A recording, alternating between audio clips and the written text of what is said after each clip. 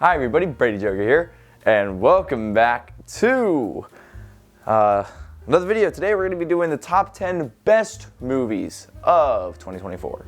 Now, unlike the list of the worst, there were a few movies on here that I just did not get around to watching, that I really wanted to watch, namely The Brutalist. I was not able to check this one out because, well, as many people know, it is literally nowhere. You can't find it anywhere, so sorry about that. I also never got a chance to check out Flow or Memoir of a Snail, which I know both of those are supposed to be pretty good, but didn't have time to check it out.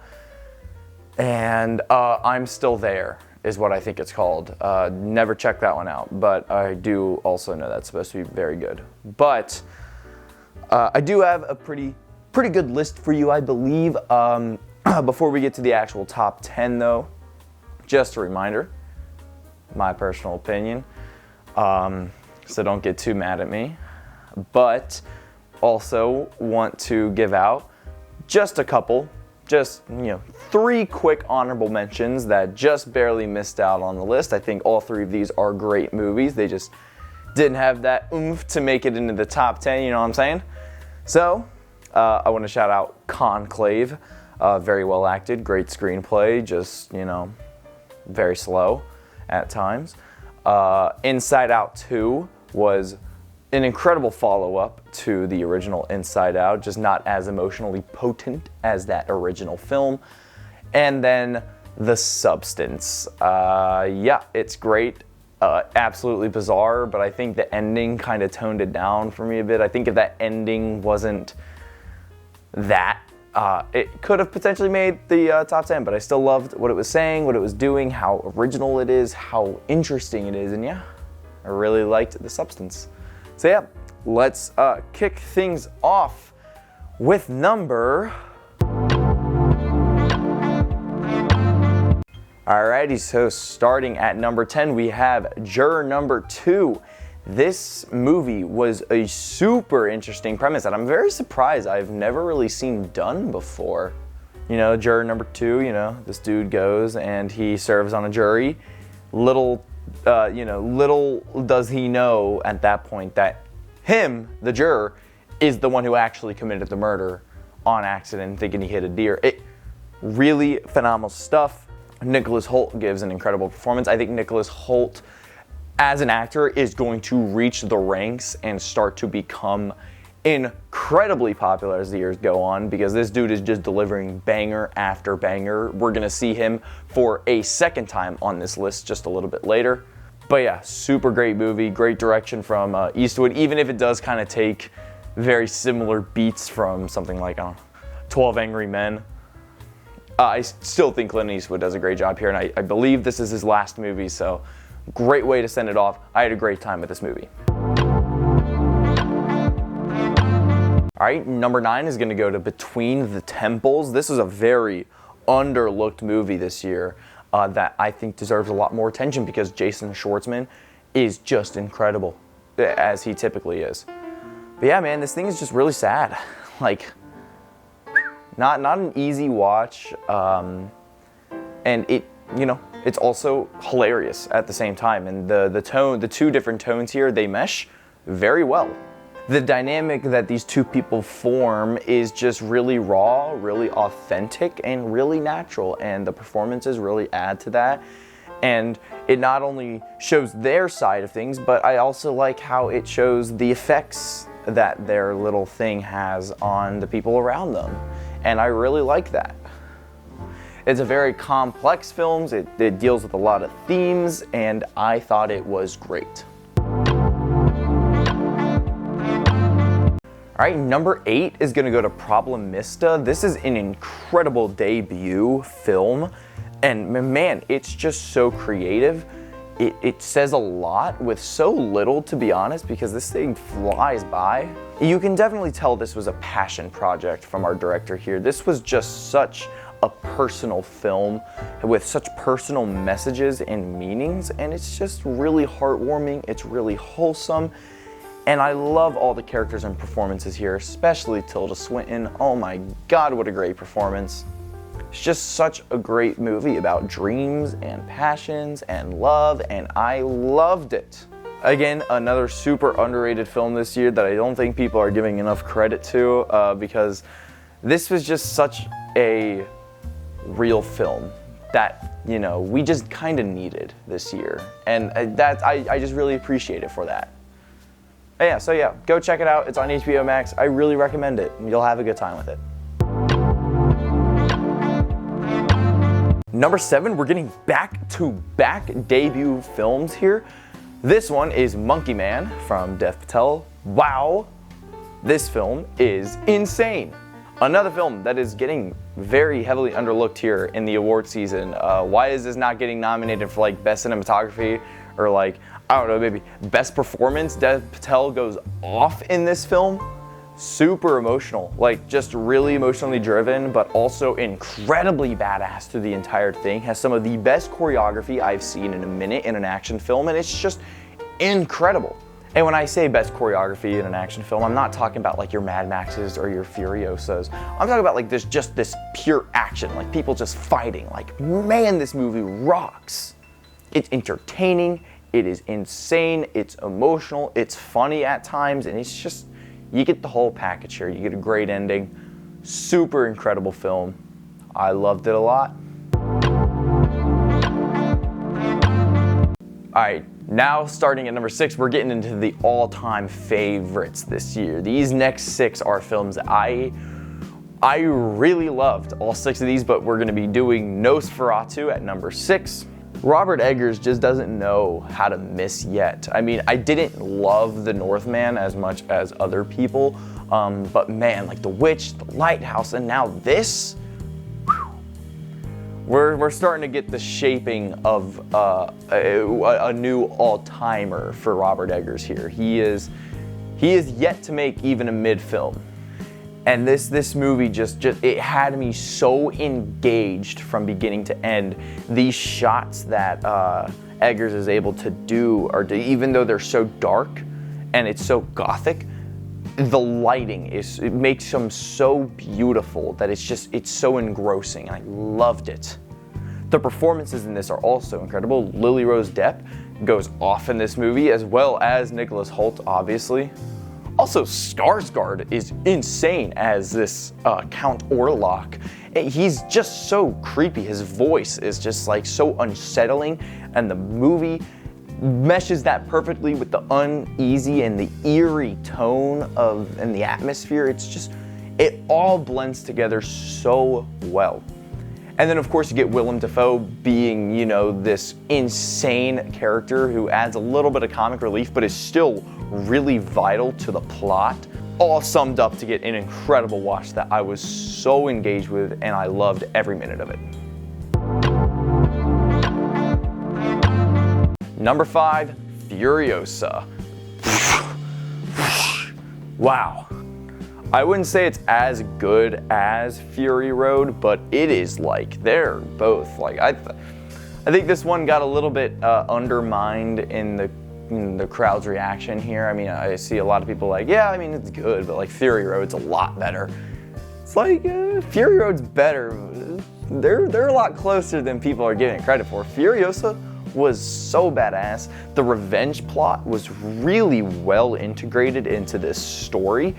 And man, Anya Taylor-Joy and Chris Hemsworth, it's such a good duo here to carry the weight of this film. I mean, without those two performances, this movie would have fallen apart, and they both delivered on excellent performances here.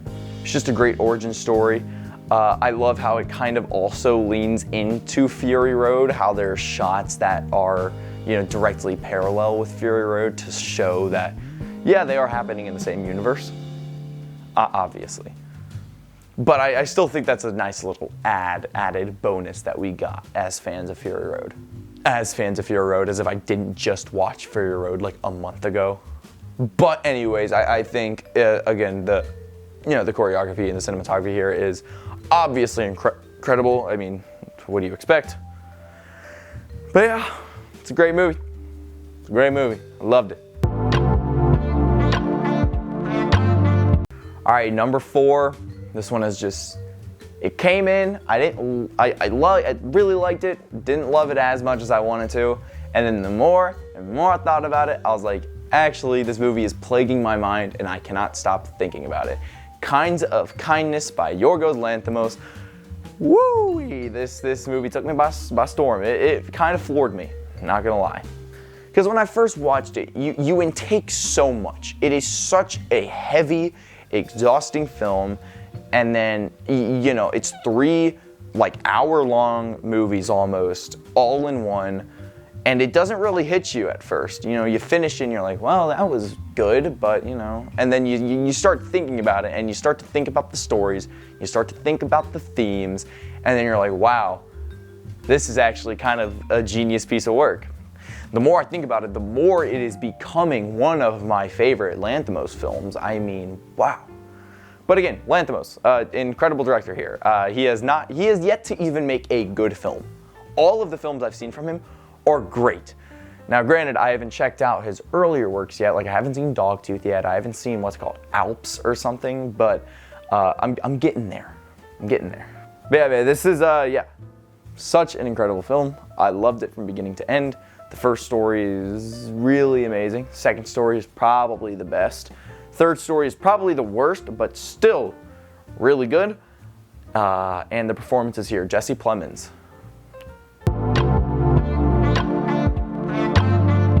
Alrighty, number 3. We're getting into the 5-star films of the year for me, and number 3 is going to A Real Pain. This one is really upsetting because, like, a lot of people are just like, yeah, it was good. I'm like, what are you talking about? This was like perfect. Like, this is like one of the best things I've seen in a while. 2 of the most authentic performances of the year, without a doubt. So authentic, so raw, so real.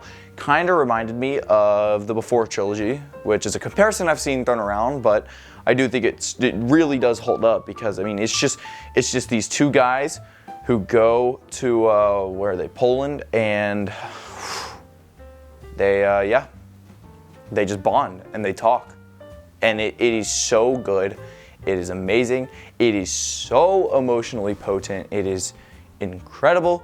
I loved it from beginning to end. The performances here, obviously Eisenberg and Kieran Culkin, are incredible. I would love to see both of them take home an Oscar, even though I know it won't happen. But Kieran Culkin probably will win the Oscar, which I am dying to see that speech, because that speech will be legendary. But this was just an incredible screenplay, great direction from Eisenberg. I thought all the side characters here are super memorable, super endearing, and this movie just warmed your heart while also tearing it apart at the same time. And that is exactly what I wanted out of the film, and that's exactly what I got, and I loved it. All right, we're in the top 2, and with other years, I had a clear favorite. Like, I was like, yeah, that's number 1. It won't be touched. This year, these 2 films, yeah, they're like neck and neck. They are like neck and neck. When I first watched one of them, I was like, all right, this is probably going to be the best movie of the year. And then I watched the other one and I was like, whoa, wait a second. I think this is the best. And now I'm like, I don't know, because they're both so good. But number 2, right now, I'm going to give it to The Wild Robot. This movie just, without getting too personal on my YouTube channel here, where I talk about movies, this movie just hit really personally. I mean, I'm going to college soon. I'm going to be states away from my family. So this, it hit me like a truck, this movie. And, you know, narratives aside, this movie looked absolutely stunning. It was hilarious. And again, super emotional. It had me sobbing. I was crying my baby butt off. It was rough. But it just did so much for me. I loved it so much. I think it's probably my favorite DreamWorks movie, which that is not an easy thing for me to say. I mean, Shrek 2 and The Prince of Egypt are 2 of the best animated films I've ever seen. But The Wild Robot really just hit on that personal level that other films just haven't. And that's exactly why I love it so much. I know it's not everyone's favorite thing of the year, and I know a lot of people are like, he put The Wild Robot at number 2, that's way too high. I don't care, this is my list. This movie did a lot for me. It was just it was such a fun ride all the way through, and I loved it. And number 1, again, number 1 and number 2 are so close, but right now, the movie that I would rewatch in a heartbeat regardless of the day, because it is just everything that I want in a movie, it's Dune Part 2, bro. It's Dune Part 2. I watched it in theaters twice. I was like, my first review of this movie was the Dune 2 Oscar sweep will be one of the best in history. And I think this will maybe get nominated for like 2 Oscars, which is insane, dude. I still believe this is the best movie of the year. I still believe it has some of the best performances, some of the best cinematography, the best score of the year. This movie should still sweep everything, and it just won't, and that upsets me so hard because it should. This movie literally was so legendary. I mean, everyone was talking about it when it first came out. It's still one of the highest rated films of all time. It's so amazing. Chalamet and Butler give 2 of the strongest leading performances of all time. It's so good, and it's just getting completely overlooked by Amelia Perez. Get out of here, bro. It upsets me because because not only is the movie so badass and tough, it is emotional, and it's also hilarious. Javier Bardem is so good in this movie, and it just does numbers for me. I loved everything about it. Every single minute of this near 3-hour movie had me engaged, had me engrossed at what was happening. Every single shot was framed so perfectly and was so gorgeous. Dune 2 was not easily because of The Wild Robot, but it is probably my favorite movie of 2024. And that's my list. I hope it didn't make too many of you mad. But yeah, that's my list. Hope you guys enjoyed this video. If you did, make sure you hit that like button and subscribe. Of course, if you want to. I'm not your dad. I don't care. And I hope you guys have a great rest of your day, evening, or night, or whenever you're watching this video. And I'll see you guys in the next one. Peace.